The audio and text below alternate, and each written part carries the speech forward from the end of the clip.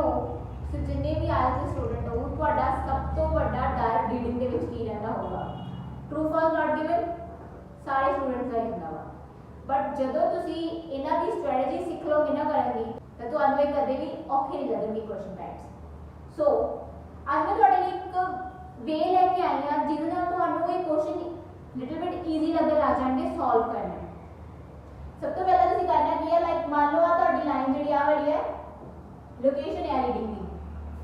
so read it out researcher A only accord with researcher B study ਹੁਣ ਧਿਆਨ ਨਾਲ ਦੇਖੋ ਉਹਨਾਂ ਨੇ ਕੀ ਕਿਹਾ ਇਹਦੇ ਵਿੱਚ ਵੀ ਜਿਹੜੇ A ਰਿਸਰਚਰ ਨੇ ਉਹ ਸਿਰਫ ਔਰ ਸਿਰਫ ਕਿਹਦੇ ਨਾਲ ਅਕੋਰਡ ਮਤਲਬ ਅਗਰੀ ਕਰਨਾ ਸਹਿਮਤੀ ਜਤਾਉਣਾ ਕਿਹਦੇ ਨਾਲ ਅਗਰੀ ਜਾਂ ਸਹਿਮਤੀ ਜਤਾ ਰਹੇ ਨੇ ਰਿਸਰਚਰ B ਦੀ ਸਟੱਡੀ ਨਾਲ ਇਹ ਕਹਿ ਰਹੇ ਨੇ ਨਾ ਸੋ ਮੈਂ ਤੁਹਾਨੂੰ ਤਿੰਨ ਕੁਐਸਚਨਸ ਪੁੱਛੂੰਗੀ ਤੁਸੀਂ ਮੈਨੂੰ ਦੱਸਣਾ ਹੈ ਵੀ ਇਹਨਾਂ ਦਾ ਆਨਸਰ ਟਰੂ ਹੋਏਗਾ ਫਾਲਸ ਹੋਏਗਾ ਔਰ ਨਾਟ ਗਿਵਨ ਹੋਏਗਾ ਪਹਿਲਾ ਕੁਐਸਚਨ ਹੈ A agree with B's research ਵੀ ਜਿਹੜੇ A ਨੇ ਉਹਨਾਂ ਨੇ B ਦੀ ਰਿਸਰਚ ਨਾਲ ਅਗਰੀ ਕੀਤਾ ਇਹ ਉਹਨਾਂ ਨੇ ਸਟੇਟਮੈਂਟ ਪੁੱਛ ਲਈ ਹੁਣ ਆਪਾਂ ਨੂੰ ਗਿਵਨ ਕੀ ਆ researcher A only accord with researcher B study ਹੁਣ accord ਦਾ ਮਤਲਬ ਇਹਦਾ ਦੱਸਿਆ ਕੀ ਹੁੰਦਾ ਅਗਰੀ ਕਰਨਾ ਸਟੱਡੀ ਵੀ ਇੱਕ ਤਰੀਕੇ ਦੀ ਰਿਸਰਚ ਕਹਿ ਸਕਦੇ ਆ ਸੋ ਇਹਦੇ ਵਿੱਚ ਐਜ਼ ਇਟ ਇਜ਼ ਸਭ ਕੁਝ ਮੈਂਸ਼ਨਡ ਆ ਵੀ ਹਾਂਜੀ A ਨੇ ਰਿਸਰਚਰ B ਦੀ ਸਟੱਡੀ ਨਾਲ ਅਗਰੀ ਕੀਤਾ ਕੁਐਸਚਨ ਵੀ ਇਹੀ ਸੀ ਵੀ A agree with B's research so in that case ਜਦੋਂ ਸਾਨੂੰ ਸੇਮ ਗੱਲਾਂ ਦੋਵੇਂ ਪਾਸੇ ਦਿਖ ਰਹੀਆਂ ਨੇ ਸੋ ਆਨਸਰ ਕੀ ਹੋ ਜਾਏਗਾ ਸਾਡਾ ਟਰੂ ਹੁਣ ਮੈਂ ਤੁਹਾਨੂੰ ਦੂਜਾ ਕੁਐਸਚਨ ਪੁੱਛਦੀ ਆ A also agree with C's research ਇਹ ਪੁੱਛਿਆ ਗਿਆ ਹੁਣ ਮੈਨੂੰ ਪਤਾ ਹੈ ਮੋਸਟਲੀ ਸਟੂਡੈਂਟ ਆਨਸਰ ਦੇ ਵਿੱਚ ਕੀ ਹੋਏਗਾ ਨਾਟ ਗਿਵਨ ਕਿਉਂ ਕਿਉਂਕਿ ਉਹ ਕਹਿਣਗੇ ਸਾਨੂੰ C ਦੇ ਕਿਤੇ ਦਿਖ ਹੀ ਨਹੀਂ ਰਿਹਾ ਤੁਹਾਡਾ ਵੀ ਆਈ ਗੈਸ ਇਹੀ ਆਨਸਰ ਹੋਏਗਾ ਵੀ C ਤਾਂ ਹੈ ਹੀ ਨਹੀਂ so answer will be not given but ਤੁਸੀਂ ਧਿਆਨ ਨਾਲ ਸਟੇਟਮੈਂਟ ਸਮਝੋ ਵੀ A ਨੇ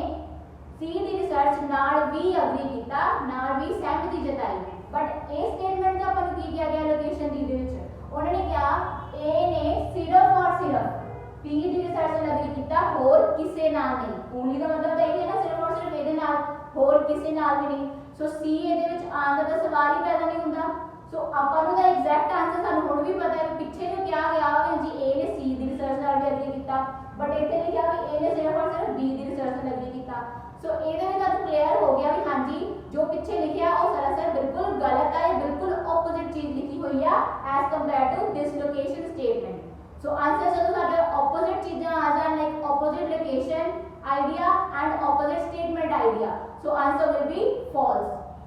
ਠੀਕ ਹੈ ਤੇ ਲਾਸਟ ਕੁਐਸਚਨ ਮੈਂ ਤੁਹਾਨੂੰ ਪੁੱਛਦੀ ਆ B agree with A's research ਹੁਣ ਇਹਦੇ ਵਿੱਚ ਕਿਤੇ ਵੀ ਲਿਖਿਆ ਵੀ ਲਾਈਕ B ਨੇ ਕਿਸੇ ਦੀ ਰਿਸਰਚ ਨਾਲ ਅਗਰੀ ਕੀਤਾ ਜਾਂ ਨਹੀਂ ਕੀਤਾ ਭਾਵੇਂ ਕਿ A ਦੀ ਗੱਲ ਵੀ ਹੋਈ ਆ B ਦੀ ਸਟੱਡੀ ਦੀ ਗੱਲ ਵੀ ਹੋਈ ਆ ਬੜਾ ਸਟੇਟਮੈਂਟ ਸਾਨੂੰ ਸਿਰਫ ਇੰਨੀ ਕੀ ਗੱਲ ਕਹੀ ਗਈ ਆ ਵੀ A ਨੇ B ਦੀ ਰਿਸਰਚ ਨਾਲ ਅਗਰੀ ਕੀਤਾ B ਨੇ ਕਿਸੇ ਦੀ ਰਿਸਰਚ ਨਾਲ ਚਾਹੇ A ਹੀ ਹੋਵੇ ਚਾਹੇ ਕੋਈ ਹੋਰ ਹੋਵੇ ਉਹਨਾਂ ਨਾਲ ਅਗਰੀ ਕੀਤਾ ਨਹੀਂ ਕੀਤਾ ਕੁਝ ਵੀ ਮੈਂਸ਼ਨ ਨਹੀਂ ਆ ਸੋ ਇਨ that case our answer will be not given ਸੋ ਇਹ ਨਾ ਤੁਹਾਨੂੰ ਇੰਨਾ ਕਲੀਅਰ ਹੋ ਗਿਆ ਹੋਗਾ ਵੀ ਫਾਲਸ ਕਿੱਥੇ ਲੱਗਣਾ ਹੈ ਤੇ ਨਾਟ ਗਿਵਨ ਕਿੱਥੇ ਲੱਗਣਾ ਹੈ ਆਈ ਹੋਪ ਤੁਹਾਨੂੰ ਸਟ੍ਰੈਟਜੀ ਹੈਲਪ ਕਰੂਗੀ ਫॉर ਰੀਡਿੰਗ ਦੇ true false and not given question type solve ਕਰਨ ਦੇ ਵਿੱਚ ਥੈਂਕ ਯੂ